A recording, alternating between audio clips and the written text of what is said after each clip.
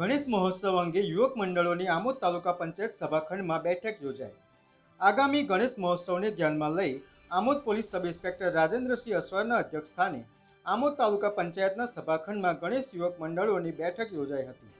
ગણેશ યુવક મંડળના પ્રમુખ મોન્ટુ કંસારાના માર્ગદર્શન હેઠળ મીટિંગનું આયોજન કરવામાં આવ્યું હતું, જેમાં આમોદ પાલિકા પ્રમુખ જલ્પાબેન પટેલ, ઉપપ્રમુખ જસુભાઈ રાઠોડ, નગરસેવક ઉષાબેન પટેલ, બીજલ ભરવાડ, મહેશ પટેલ હાજર રહ્યા હતા।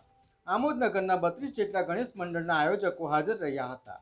આમોદ પોલીસ દ્વારા ગણેશ યુવક મંડળના આયોજકોને સરકારના જાહેરનામા અંગે જાણકારી સાથે જરૂરી સૂચનાઓ આપવામાં આવી હતી।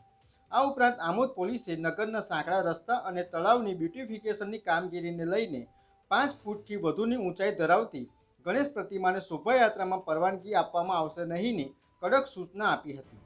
તેમજ મોટા ડીજે સાથેના આઈસર ટેમ્પોને પણ શોભાયાત્રામાં પ્રવેશ આપવામાં આવશે નહીં તેવી કડક સૂચના આપવામાં આવી હતી। ગણેશ યુવક મંડળો દ્વારા લાઇટિંગની વ્યવસ્થા, શોભાયાત્રાના રૂટ ઉપરના અડચણરૂપ દબાણો દૂર કરવા, વીજ વાયરો ઊંચા કરવા, મોટા તળાવ ખાતે મગરનો ભય હોવાથી મગરને રેસ્ક્યુ કરવા જેવા પ્રશ્નો રજૂ કરવામાં આવ્યા હતા। BMP news, think positive.